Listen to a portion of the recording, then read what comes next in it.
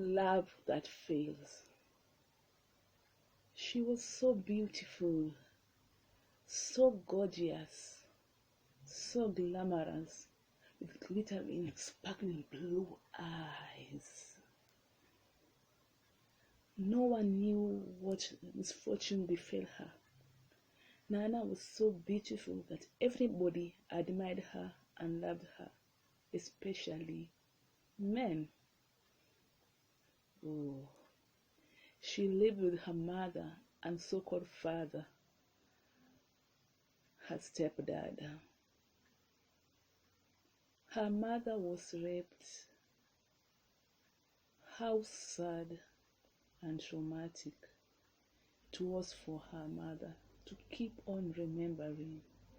Poor little Nana didn't know anything.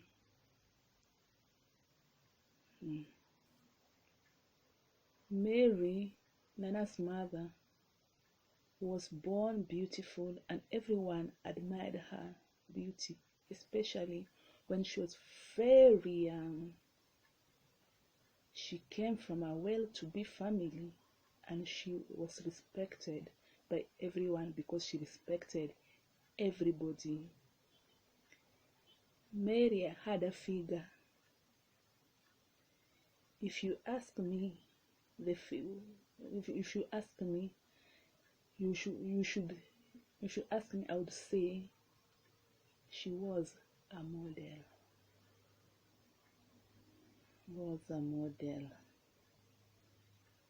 Model. So many men admired her because she was different from other girls who give in easily. Oh. The surprising part is that even old men wanted her as third or fourth wife, but Mary stood for her principle. That's right, she had to stand for her principles. No one would let her be. When she walked with her friends, they were so jealous of her. So many of her friends started putting up makeups, wearing ornaments, so that they may look beautiful and attractive to men. It was so useless because the men only recognized Mary. Imagine if it were you. You put on your makeup, umeng'ara umeng'ara. Alafu msee anapita naangalia msee mwingine, ungefilaje? So sad. Let's continue with the story. It's getting tougher and tougher, let me tell you. She was so simple and had a natural look that brought men to her, but she didn't bother at all. Her friends envied her, which made them so angry and extent of not talking to her or even walking with her. So sad. What can beauty really do? Beauty can make somebody kill another person because of beauty. But it was not her fault. She was born beautiful. She had to be like that and simple. Bado sijakuambia. Story inaendelea. Let's continue. Whenever they meet, even walking with her, whenever they meet men, they started laughing sheepishly, and instead men reciprocating, they would ask, where is me? Manzi hapo nimegwaya. Pacha niendelee, hata nianze mali nilifikia. Hey, when Mary's friends saw men, they started laughing sheepishly, so that the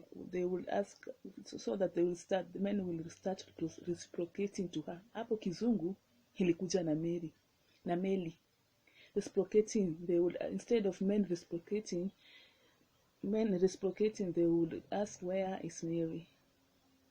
The question kept on bothering them. Manze, hata kama ingekuwa ni mimi, sijui ningedu nini. Imagine unang'ara hivyo vyote, unavaa hivyo vyote, una-expect msee akuangalie. Msee hakucheki. Saa ingine inaumanga mbaya. Let's continue the story. That's a story for another day. So one day, Mary went to school and came back from school all alone. People started asking them, why Mary is so alone? Hey, manze. So one day imagine Mary akaamua tu kwenda shule na kuja peke yake, kwa sababu marafiki zake walikuwa wanamuonea wivu. Wakaanza kumuuliza kwa nini Mary iko peke yake. Imagine, just because of your beauty, wase wanakutenga, wase wanakutema because uko beautiful. Hiyo si ni wivu ingine tu mbaya tu sana. Juu story, acha tuendelee. She said her friends are trying to avoid her. She doesn't know why. The girls and their jealousy made them plan something drastic. They gathered around and to contribute some money and paid a man to rape her. Wani uwa uwa kipenzi, wani uwa uwa, hey. Wani uwa uwa kipenzi, wani uwa. Wani uwa uwa kipenzi, hey. Manze yumbo ni tamu mpaka najichoka mwenyewe. Najichoka tu. Wanichoka je. Manze tuendelee na story. Malaika, nakupenda malaika, nami nifanyeje, kijana mwenzio, nashindwa na mali sina we, ningekuoa malaika. I just felt like singing that song. Imagine Mary's friends wanted to be sung those beautiful songs with beautiful words, but men never looked their side. So let's continue with the story where I left. So their friends had a strategy, and their strategy was to delay themselves from school and let Mary go home alone, because she never wanted to reach home late. Imagine, very disciplined girl. Then they go home using a different route, a shorter route, and they knew when they use that route they'll reach home early than her. Manze, hata kama mnachukia mtu juu ni mrembo kiasi hivyo, unaweza pangia tu msivyo beshte yenu.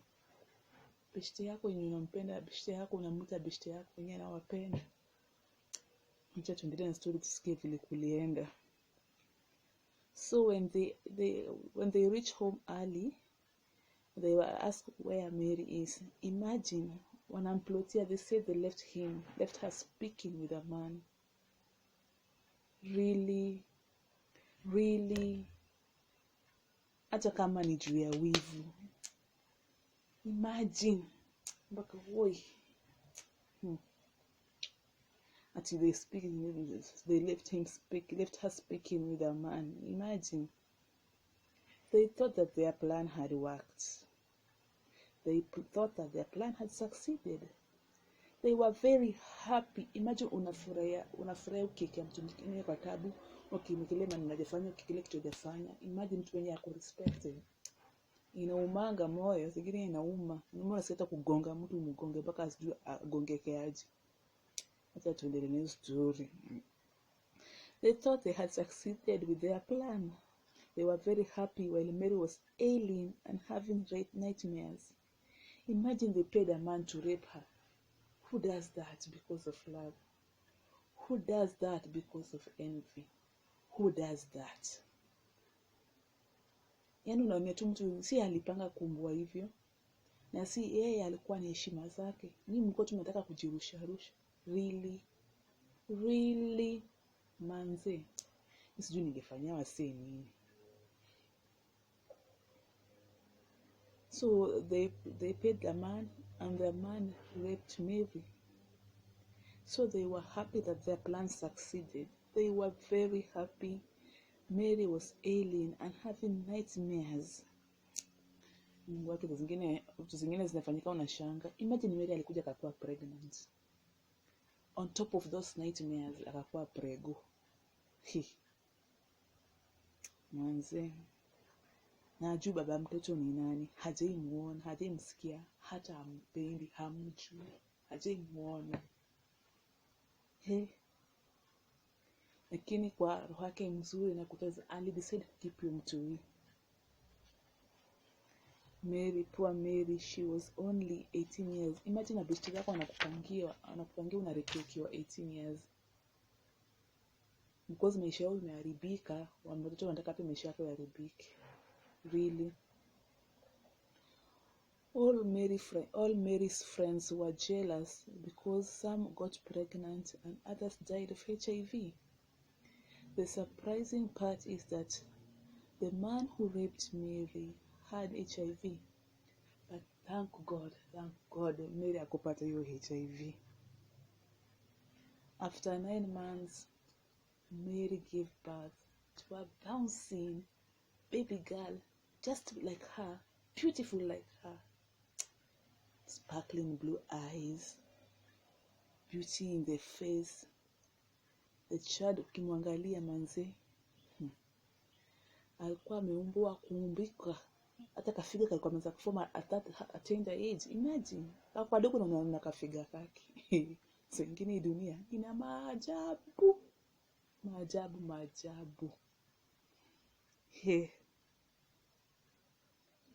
After kuzaa mtoi, Mary alimuita Nana after her mother. Yani mama ya Mary alikuwa anaitwa Nana, so akaita mtoto wake Nana. She named her beauty after her mama, her grandma. Wakanasikia, imagine mtoto amezaliwa. Utakosa kufurahi mtoto akizaliwa hata kama hujui nani alimpatia hiyo mimba. Mtoto ni baraka banze. Msikuwe mnaficha, kuna wengine wanaficha watoto wao kama wamezaa mapema watakiwa wajulikane wanaitwa mama. Afu kitu kifanyika unajua mtu anaitwa mama. So sad. At least yeye accept na kama embrace the people knew she had a baby. Story ijaisha manzi. Tuendelee. Vile mimi napenda kupiga story lazima sana nikate ndio ni explain mshike story. You digest those things that I have told you. Digest them fast. Then niwaambie. Tuendelee. Sooner or later, the truth had to be known. The girls responsible for Mary's rape were found, and they were charged in prison. Imagine for 3 years bila fine. Nkukula maragwe mbichi, unajua jela. Maragwe mbichi jaifa. Nugali mbichi. For 3 good months. Hiyo ilifuata ile kidogo alipewa. Ingepewa hata ni kubwa zaidi, lakini that was their fate. Were in prison for 3 months, and after their confession, they had to suffer the same agony Mary went. It was their problem if they had children. But saa zingine tunafanyanga hata vile kama wanataka safi vile Mary alisafa, but they will not bring Mary's virginity. Vitu zingine zinakuwa tu punishment they learn from them, by the way. Hata wakifanywa nini, they will not hear the rape that Mary felt, the pain, the nightmares. Haitavuta kila kitu. But sometimes you have to suffer for your crime. Acha tuendelee. So many men wanted still to marry Mary, but not with her child, Nana. So Mary changed her mind and stood by her principles. Unakwambia kitu principle, ukiona principle ni kitu ya maana sana kwa hii dunia. Principle ni kitu ya maana. Imagine Mary akaamua sasa mtu anataka kumuoa lazima muoe na mtoto wake, na lazima ampende, bila anampenda apende mtoto wake. Na wala without condition, asikuwe na madini, akimpenda ampende na mtoto wake, kama ampende mtoto wake aende. Sasa zingine na midi kumake decision kali kama hiyo. Kama angemake hivyo, Mary hata angeolewa, labda angeoa na tushe mtoto wake kando. Kuna wengine wanafanyanga hivyo, wanaamua mtu akimpenda anapenda mtoto wake, mwingine anachukua mtoto anarusha kwa grandmama yake, mtinjo apende, mwingine anachukua mtoto anaua. Hiyo ni mapenzi gani? The story is becoming more juicy and juicy. Manze, hii story haijaisha hapo. So siku moja ule msee hapo pamenikanganya na kanganya. So one day a man came from nowhere and accepted Mary and raised Nana, Mary's child, as his own. The man had everything a woman would want in a man. Some of the people said it was an angel from heaven, while others said it was a gift from God. He was God sent. Mary was happy because finally she had gotten the dream man of her life. Manze, what that glitters is not gold. People are pretenders in this world. Wengine na pretending kuwa wazuri na hata si wazuri. They just want to use your body. Wengine tu wanataka tu kukaa pale hivyo. Hata story endelee juu kwa nini nasema hivyo. My life. The problem is that Mary had never told her husband what happened to her. Mary thought because she was married, all her problems are over. Little did she know it was the beginning of her nightmares. Imagine ali keep on kuota kila siku nightmares zinamkujia nightmares. Sasa zingine tunamponga ni poa useme kweli, at least ukisema kweli upasi yako, the truth shall set you free. Sasa zingine ukisema kweli ama ukiambia mtu what really happened, hizo maneno zinakutoka unalala ukikuwa tu sawa. Akaanza kuwa na nightmares mwani usiku. Imagine hizo nightmares zote kila siku. Manze. Sasa little did she know it was the beginning of her nightmares. She kept on having nightmares each and every night until her husband demanded to know the reason, and she told him everything was all right. Unaona hapo alianguka. Angemwambia ukweli, hizi ndoto zingeendelea. Acha tuendelee na story.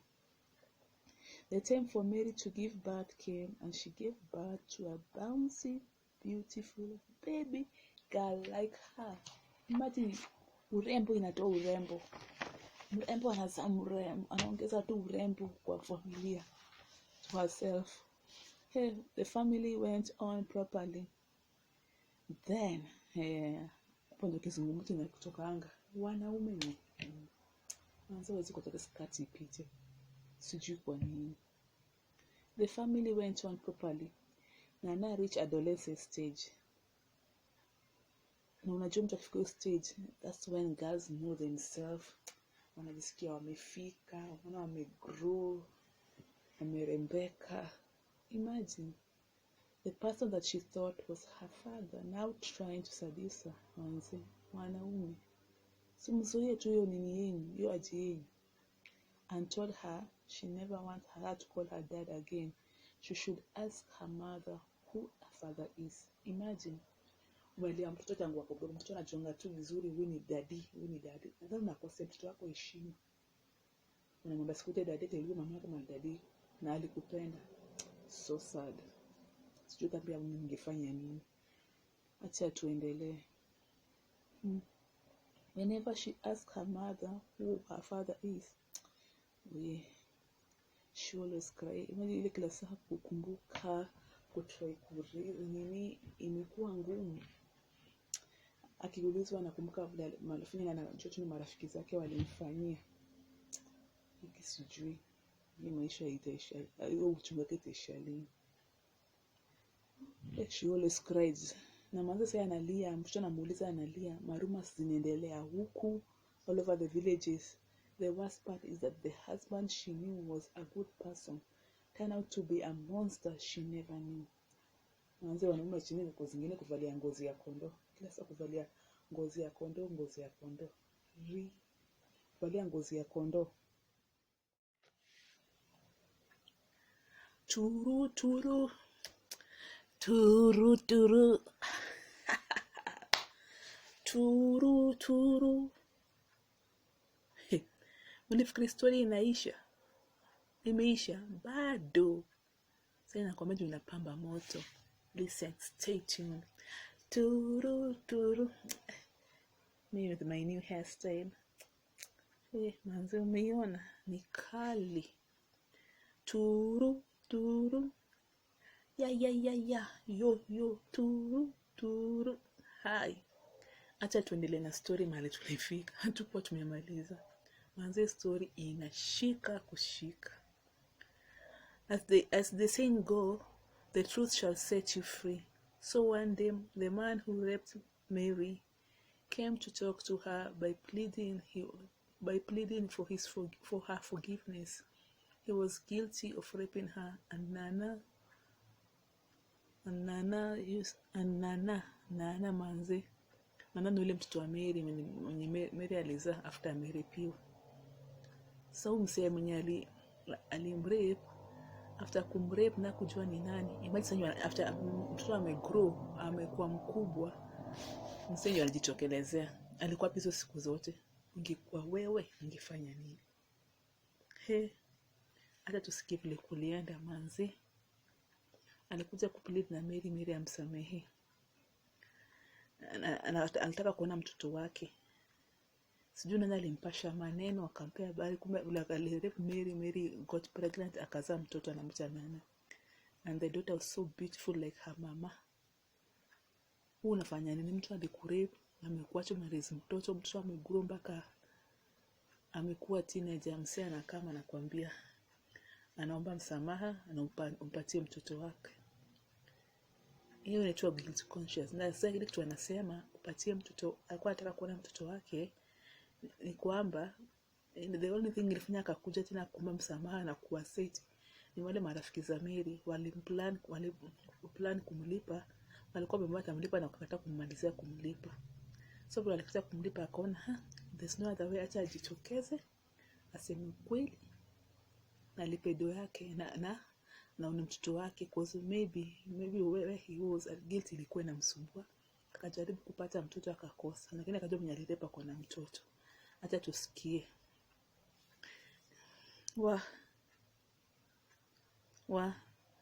Mary was so furious with him that she chased him away. Then Mary called him back and he told her everything that happened and how her friends paid him to rape her and they haven't finished the payment.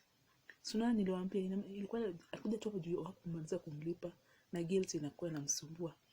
So akasema hakuwa anataka kufanya but alikuwa pia mali na deni. So kwa mali deni na kila mtu kila kona deni, akamwacha because of money, easy money, acha tu arepa apate pesa. Hiyo ni ungwana kweli guy. Shetani kanidanganya ya kwamba nimerogwa, kwa hivyo nikamwone mganga yule maarufu. Naja kwako Yesu Bwana, na kuomba niokoe, wewe una msamaha, na kuomba nisamehe. Hata hiyo thima hiyo song linasema Shetani anakuchanga mali unataka tu kitu cha haraka. So imagine huyu alikuwa na deni mali anafaa kulipa. Marafiki za nini akakuja, ile chama yake ndio ilifanya akakuja akachukua pesa akarepa rafiki yao just because of money. Ile chama hiyo ni Shetani alimdanganya. Ile the devil comes easy way, ile like angeamua ku resist kitu kama hii ingefanyika, lakini alidecide kufanya.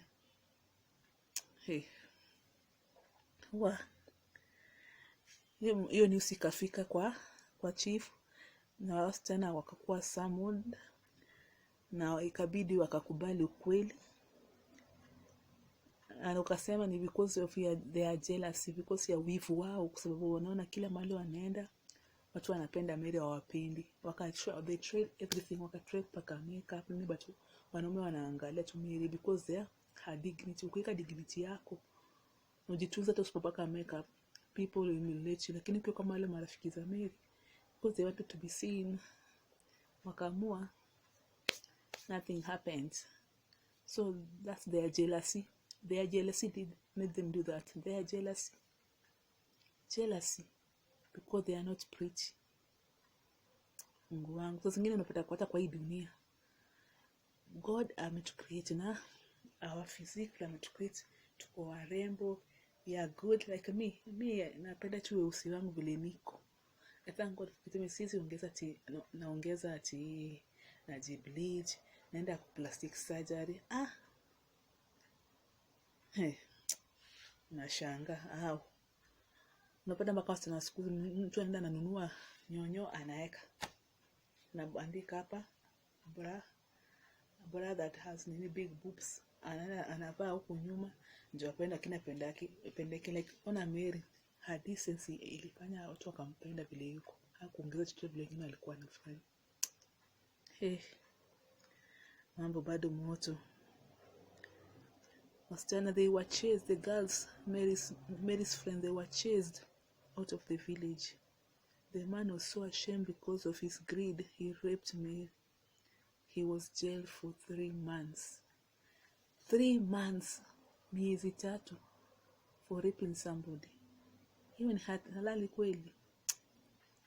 Zamani nilikuwa dhambini, ugonjwa ulijaa roho yangu, kwa kweli sikuwa tumaini kuendelea na kuishi, hadi Yesu akaja kuokoa roho yangu, hadi Yesu akaja kuiponya roho yangu.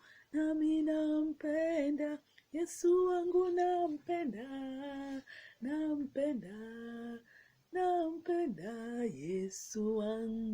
Yesu wangu nampenda, kwani yeye alinifia. The good thing is the man that raped Mary admitted to his mistake, confessed, na ukiingia kwenye person na admit, hata sa God anafurahi. Hapo at least hiyo nini ilikuwa inamguza, ilimtoka. So hapo ikafika, like ilikuwa nafika time nyingine Mary anauliza, yani nani anamuuliza mamake Mary nini happened. Mzee wake anamuuliza kwa nini anaotanga kila siku hivi akipiga nduru nini, hataki kumwambia. But finally Mary got the courage.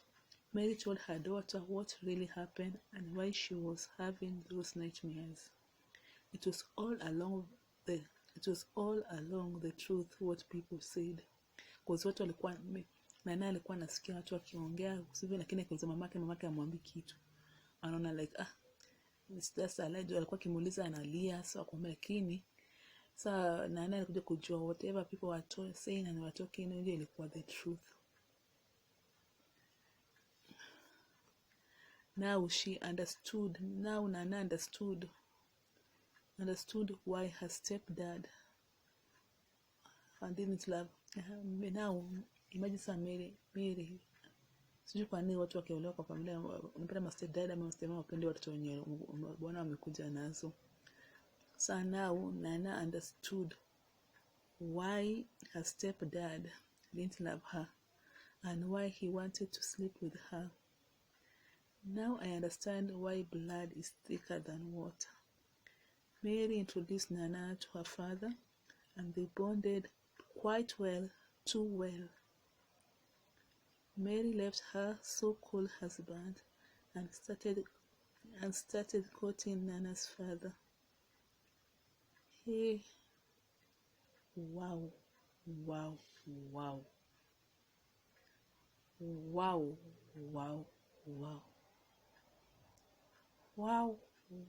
Wow. Forgiveness ni kitu ya maana sana. Alimsamehea, akamkubali abone mtoto wake.